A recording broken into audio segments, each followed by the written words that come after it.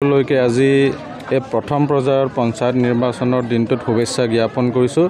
যেহেতু আমাৰ গণতান্ত্ৰিক দেশত আমাৰ নিৰ্বাচন হৈছে এটা জনসাধাৰণৰ উৎসৱ আৰু সুন্দৰকৈ সকলো জনসাধাৰণ ওলাই অহা দেখা পাইছোঁ আৰু সকলোকে আহ্বান জনাইছোঁ সকলোৱে নিজৰ ব্যস্ততাৰ মাজতো যাতে যেন নিজৰ ভোটাধিকাৰ সাব্যস্ত কৰে সকলোলৈকে অনুৰোধ জনাইছোঁ।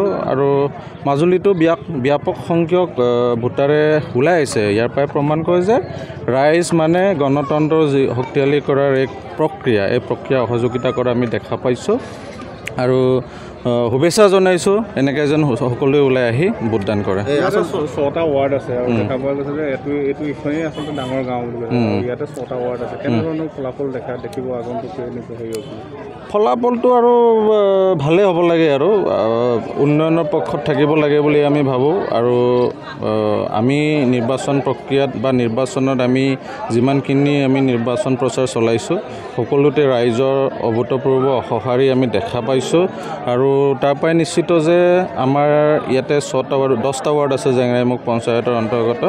আমি 10টা ৱাৰ্ডতে আমাৰ বিজেপিৰ পক্ষত আহিব আৰু আঞ্চলিক পঞ্চায়তৰ পৰা আদি কৰি জিলা পৰিষদ আৰু সমগ্ৰ মাজুলীতে 20খন পঞ্চায়ততে আমাৰ বিজেপিৰ আঞ্চলিক পঞ্চায়তৰ প্ৰাৰ্থী জয়ী হ'ব আৰু আমাৰ 16টা আমাৰ জিলা পৰিষদ আছে, 16গৰাকী জিলা পৰিষদৰ প্ৰাৰ্থী আমাৰ জয়ী হ'ব।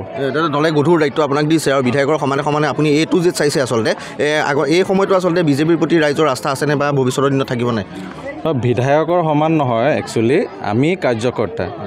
আমাৰ ভাৰতীয় জনতা পাৰ্টিৰ এটা নীতি আদৰ্শ আছে। আমি দলৰ নিৰ্দেশনা, দলে দিয়া দায়িত্বক আমি সততা আৰু নিষ্ঠাৰে আমি পালন কৰিবলৈ যত্ন কৰোঁ আৰু ৰাইজৰ ওচৰত গৈ আমাৰ কৰা উন্নয়নমূলক কামবিলাক, চৰকাৰে কৰা উন্নয়নমূলক কামবিলাক আমি যথেষ্টখিনি ৰাইজৰ ওচৰত লৈ যাওঁ আৰু আমি মিছা কথা নকওঁ।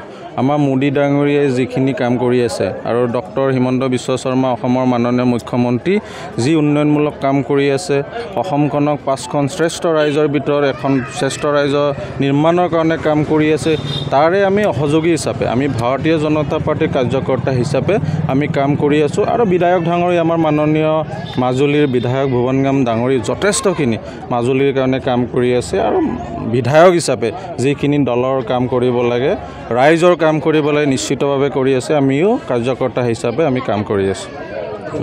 ধন্যবাদ জনাইছোঁ।